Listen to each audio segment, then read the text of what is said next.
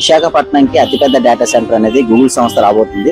ఇది రావడం వల్ల ఎటువంటి ప్రయోజనాలు ఉన్నాయి, ముఖ్యంగా యూత్ కి ఏ విధంగా ఉపయోగపడుతుంది? లైక్ గూగుల్ వస్తే నేను కూడా ఇక్కడ షిఫ్ట్ అవుదామని చూసిన చాలా మందికి యూజ్ అవుతుంది. మొన్న సమ్మిట్ జరిగింది. ఇక్కడ సమ్మిట్ లో కూడా అనేకమైన కంపెనీలు వస్తాయని చెప్పారు.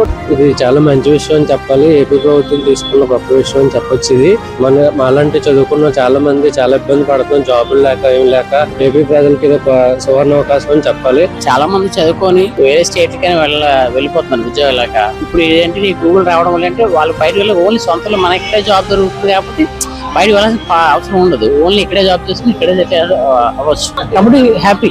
జాబ్స్ అవి వస్తున్నాయి కదా, మిడిల్ క్లాస్ వాళ్ళకైనా ఎవరికైనా యూజ్ అవుతుంది. చంద్రబాబు నాయుడు గారు ఆయనకి అడ్మినిస్ట్రేషన్ ఫుల్గా అవగాహన ఉంది కాబట్టి ఆయన హైదరాబాద్ ఎలా డెవలప్ చేస్తే వైజాగ్ కూడా సేమ్ అదే రకంగా డెవలప్ చేస్తున్న నమ్మకం అయితే ఉంది. కంపెనీలు అన్ని వస్తూ ఉంటే చాలా బాగుంటుంది, డెవలప్మెంట్ అవుతుంది. విశాఖపట్నం కూడా బాగా డెవలప్మెంట్ అవుతుంది. వైజాగ్ వాసిగా చాలా గొప్పగా అనిపిస్తుంది. ఎందుకంటే చంద్రబాబు నాయుడు గారి సంగతి తెలిసింది, మంచిగా చేస్తారు, యువతకు బాగా సపోర్ట్ చేస్తారు. ఎప్పుడు ఉద్యోగ పరంగా అంతకు ముందు హైదరాబాద్ ని ఎలా తయారు చేశారు, ఇప్పుడు వైజాగ్ కూడా అంతకు మించి చేస్తారని కోరుకుంటున్నాం. లోకేష్ గారు ఉన్నారు, ఐటీ మినిస్టర్ గారు, అతని పనితీరు ఎట్లా ఉంది? అతను సూపర్ అని చెప్పాలి. చాలా గొప్ప వ్యక్తి. అతను కూడా బాగా వెల్ ఎడ్యుకేటెడ్.